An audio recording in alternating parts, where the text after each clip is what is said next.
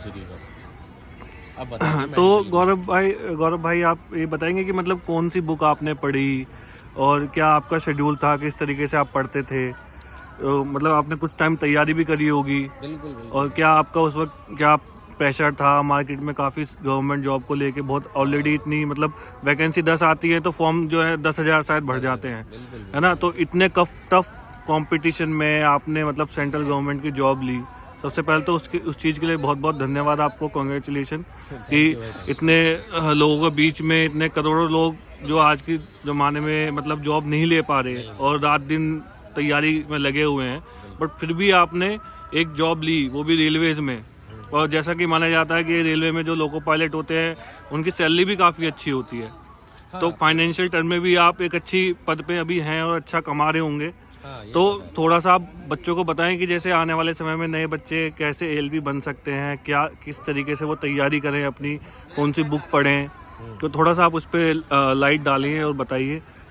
देखो, मेरा मानना तो वैसे है कि जैसे मैं प्रिपरेशन तो मैं पहले से ही कर रहा था। मैंने कोई एएलपी की तैयारी नहीं की थी अलग से, मैं एसएससी की प्रिपरेशन कर रहा था, बैंकिंग की प्रिपरेशन कर रहा था।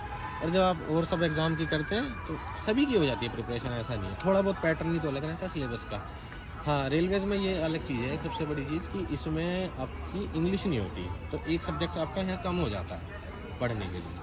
अच्छा, जैसे मान लीजिए अगर कोई बच्चा एसएससी का एग्ज़ाम देता है या बैंकिंग का एग्ज़ाम देता है तो उसमें इंग्लिश भी आती है, और रेलवे के एग्ज़ाम में इंग्लिश नहीं आती, बाकी के अलग सब्जेक्ट जो है वो आते हैं। वही बचे हुए जो बाकी के 3 हैं। अच्छा, जैसे कि रीजनिंग, जीएल और इंग्लिश, इसमें इंग्लिश नहीं आती है, तो थोड़ा सा बेनिफिट वहाँ मिल सकता है स्टूडेंट्स को। इंग्लिश ना पढ़नी पड़े और इन 3 सब्जेक्ट को आप कमांड करके एग्ज़ाम को क्लियर कर सकते हैं। बाकी ये तो है कि वैकेंसीज़ की बहुत वो थी कि वैकेंसीज़ आ नहीं रही है कहीं पे। रेलवेज़ में कुछ ठीक ठाक वैकेंसी भी आई, हम ये नहीं कहेंगे, अच्छी खासी वैकेंसीज आई तो उसमें सिलेक्शन हुआ फिर। लेकिन हाँ, उसमें आसान नहीं था होना उसमें भी, क्योंकि जो सभी लोग हैं बीटेक वगैरह ही हैं, एमटेक वाले सभी लोग, एमएससी बीएससी के सभी लोग इसमें थे।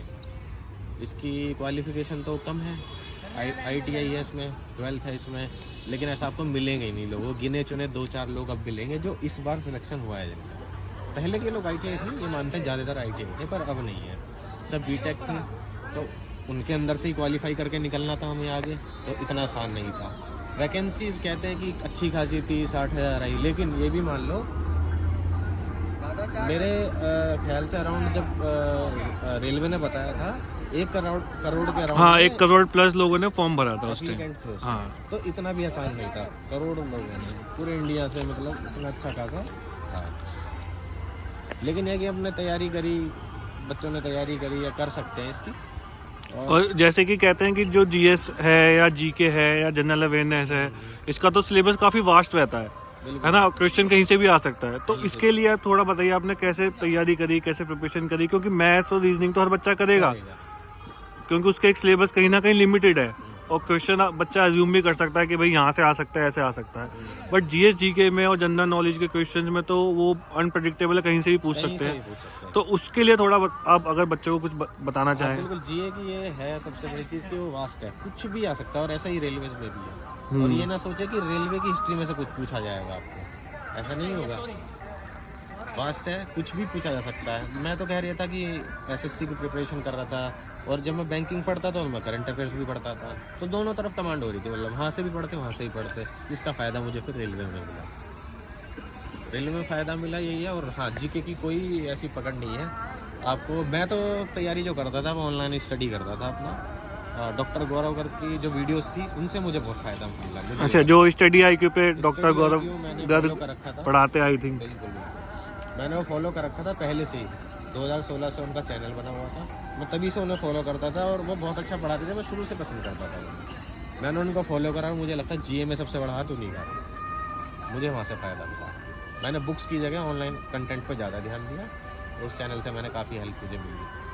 अच्छा, तो गौरव भाई जैसे कि इसमें ज्वाइनिंग करने के बाद ट्रेनिंग होती है, हाँ, राइट। ट्रेनिंग के बाद मतलब मैं जानना चाहता हूँ कि मतलब अर्निंग, जैसे सब हर बंदा जो गवर्नमेंट जॉब में आना चाहता है उस कहीं ना कहीं एक मोटिव ये भी रहता है कि भाई अच्छी सैलरी मिले, सैलरी मिलेगी। है ना। तो कुछ रफ आइडिया आप बच्चों को दे सकते हैं कि मतलब ज्वाइनिंग के बाद कितनी सैलरी आपकी आ रही है, मतलब एग्जैक्टली नहीं जानना चाहते आपकी, क्योंकि वो सही भी नहीं है पूछना। हाँ, बिल्कुल। मतलब एक रफ आइडिया दे सकते हैं कि बच्चा जिससे मोटिवेट हो कि भाई मैं यहाँ पे अगर एलपी बनूंगा तो मैं मतलब महीने की इतनी मेरी सैलरी आ जाएगी, और इसमें जैसे जैसे ग्रोथ होगी तो आगे और सैलरी बढ़ेगी। बढ़ेगी। हाँ, तो थोड़ा सा कुछ रफ आइडिया आप दे सकते हैं बच्चों को। सबसे पहले तो इसमें जब 3 राउंड आपके हो जाएंगे उसके बाद आपका मेडिकल होता है इसमें, जो बहुत ही ज़रूरी चीज़ है। वो A1 क्लास का कैटेगरी का मेडिकल बोलते हैं, A1 कैटेगरी। अच्छा, हाँ, मेडिकल इसमें थोड़ा टफ होता है क्या? इसमें टफ होता है।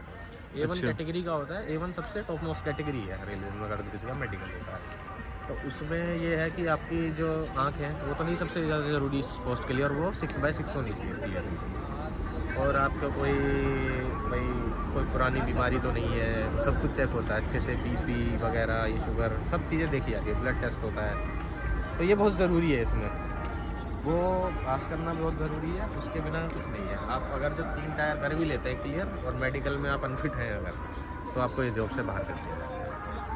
तो ये है इसमें। मेडिकल के बाद आपकी फिर हाँ ट्रेनिंग का नंबर आता है आपका। तो इसमें नॉर्दर्न रेलवे का जो है, मेरी तो वहाँ से ज्वाइनिंग है नॉर्दर्न रेलवे, मेरा जोन था। इसमें जोन होते हैं रेलवे में, बच्चों को पता नहीं होता शुरू में कैसे ज्वाइनिंग होती है, कैसे क्राइटेरिया है, कहाँ पोस्टिंग मिलती है।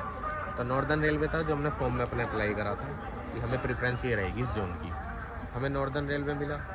तो उसमें क्या है, नॉर्दर्न रेलवे का जो जोनल ट्रेनिंग रेलवे सेंटर है वो है चंदौसी में, जो कि मुरादाबाद के पास है, पूरे NR जोन का। वहाँ ट्रेनिंग होती है लगभग 27-28 दिन की, अभी जो क्राइटेरिया है वहाँ ट्रेनिंग होती है। उसमें आपको ट्रेनिंग में आपको सैलरी मिलती है। हाँ, लेकिन उसमें सैलरी क्या मिलती है, जो भी आपकी बेसिक है प्लस DA मिलता है। बाकी आपका HRA और जो भी पक्ष है इसमें, जैसे किलोमीटर का अलाउंस होता है, वो सब वहाँ नहीं मिलता, वो ट्रेनिंग में नहीं मिलता है। वो जब आपको अलॉट हो जाएगा कोई स्टेशन, आपकी जो लॉबी कहते हैं, तब जाके वो सब आपकी पूरी सैलरी बनती है। और ट्रेनिंग का पीरियड लगभग अभी इन्होंने 3 महीने रखा हुआ है, लगभग 3 महीने मान के चलिए। तो मतलब इसमें जो सैलरी आती है, जो किलोमीटर का जो फैक्टर है, जो किलोमीटर अलाउंस जिसे बोलते हैं, वो सैलरी से अलग आता है।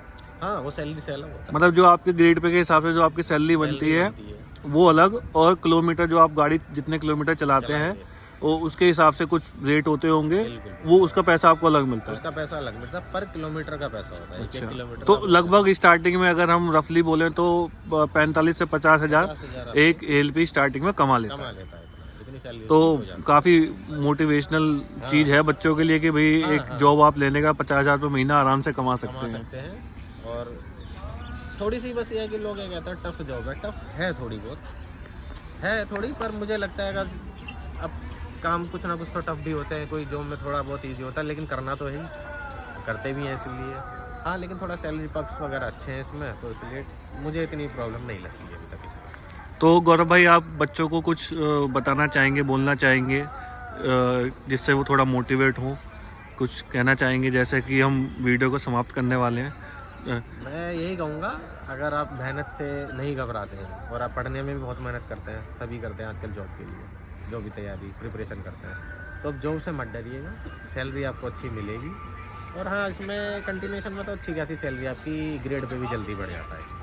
हमारी जॉब का एक भी बेनिफिट है। और हाँ, सबसे बड़ा बेनिफिट मैं बताना भूल गया, हमें 30% एक्स्ट्रा मिलता है रनिंग स्टाफ। अच्छा, मतलब कैसे, थोड़ा एक्सप्लेन करके आप बताइए। हमारी बेसिक पे होती है, हमारी जितनी भी बेसिक है उसका हमें 30% एक्स्ट्रा मिलता है। जैसे कि बेसिक पे सबको पता है गवर्नमेंट में बेसिक पे DA मिलता है, उस पर HRA भी मिलता है बेसिक पे, और TA मिलता है, तो हमें सब कुछ वो 30% एक्स्ट्रा ही मिलता है। अच्छा, मतलब जो बेसिक पे आपका है वो तो मिलता है, मिलता ही मिलता है, उसके अलावा 30% एक्स्ट्रा मिलता है, सब मिलता है, प्लस उसके अलावा जो आपके किलोमीटर अलाउंस होता है वो मिलता है, अलग मिलता है।